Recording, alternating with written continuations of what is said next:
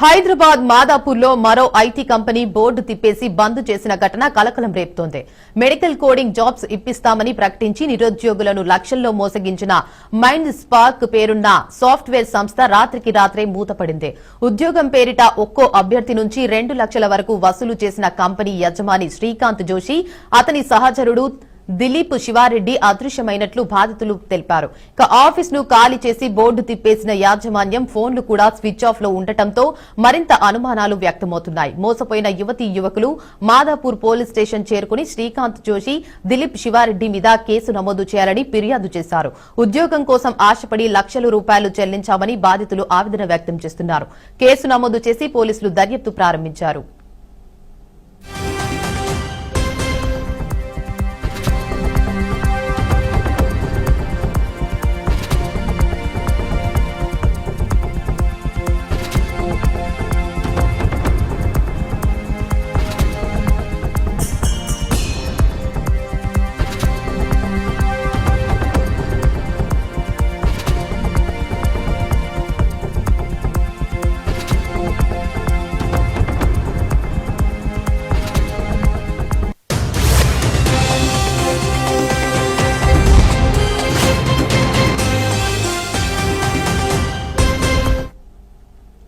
హైదరాబాద్ మాదాపూర్లో మరో IT company board తిప్పేసి బంద్ చేసిన ఘటన కలకలం రేపుతోంది.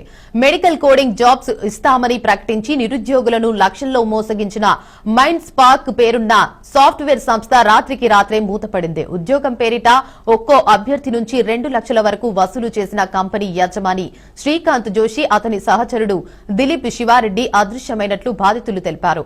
ఆఫీస్ ను ఖాళీ చేసి బోర్డు తిప్పేసిన యాజమాన్యం ఫోన్లు కూడా స్విచ్ ఆఫ్ లో ఉండటంతో మరింత అనుమానాలు వ్యక్తమవుతున్నాయి. మోసపోయిన యువతీ యువకులు మాదాపూర్ పోలీస్ స్టేషన్ కు చేరుకుని శ్రీకాంత్ జోషి, దిలీప్ శివారెడ్డి మీద కేసు నమోదు చేయాలని ఫిర్యాదు చేశారు.